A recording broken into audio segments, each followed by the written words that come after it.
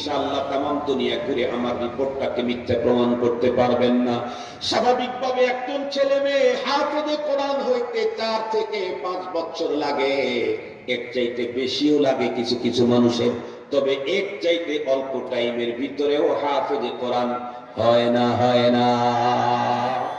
এর চাইতে অল্প টাইমের ভিতরেও হাফেজে কোরআন হয়।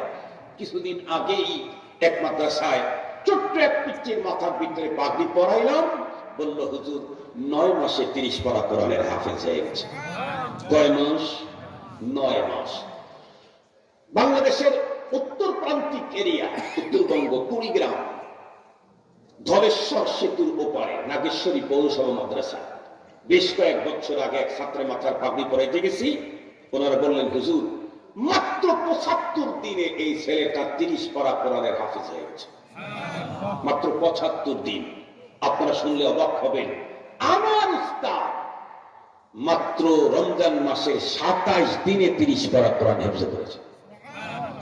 শুধু কি তাই না, এর চাইতেও কম টাইমে হাফেজে কোরআন হয়েছে।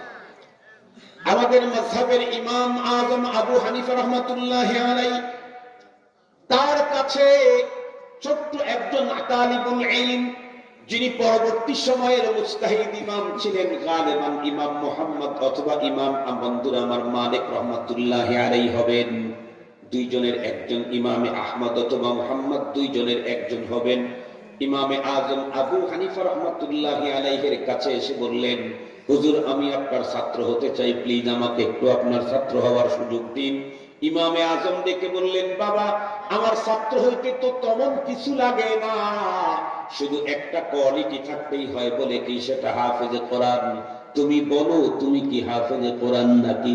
ছেলেটি তখন মুখটা ছোট করে উত্তর করলেন, না না হুজুর আমি তো হাফেজে কোরআন না। হুজুর বললেন, তাহলে তোমাকে আমি আমার ছাত্র বানানোর কোনো সুযোগ নেই। ছেলেটি খুব রিকোয়েস্ট করলেন, হুজুর দিলের ভিতরে বড় আকাঙ্ক্ষা নিয়ে আসতে আমি আপনার কাছেই পড়তে চাই, মেহেরবানি করে আপনার ছাত্র হওয়ার সুযোগ আপনি আমাকে দান করুন। আমি ওয়াদা দিলাম সকল ক্লাসের পাশাপাশি 1 বছরের ভিতরে 30 পারা কোরআন আপনাকে মুখস্থ করে শোনায় দেব। ইমামে আজম উত্তর করলেন, বেটা সব ঠিক আছে, কিন্তু তোমার কারণে আমি আমার উসুল ভঙ্গ করতে পারি না। তুমি যাও, হাফেজে কোরআন ছাড়া আমি কাউকে ছাত্র বানাই না, তোমাকেও বানাতে পারবো না। ছেলেটা ভরাক্রান্ত হৃদয় নিয়ে চলে গেল। মাত্র 7টা দিন পরে ছেলেটা আবারও ইমামে আজম আবু হানিফা রাহমাতুল্লাহি আলাইহির নিকট উপস্থিত হয়ে বললেন, হুজুর প্লিজ আপনি একটু আমাকে আপনার ছাত্র হওয়ার সুযোগ দিন। ইমাম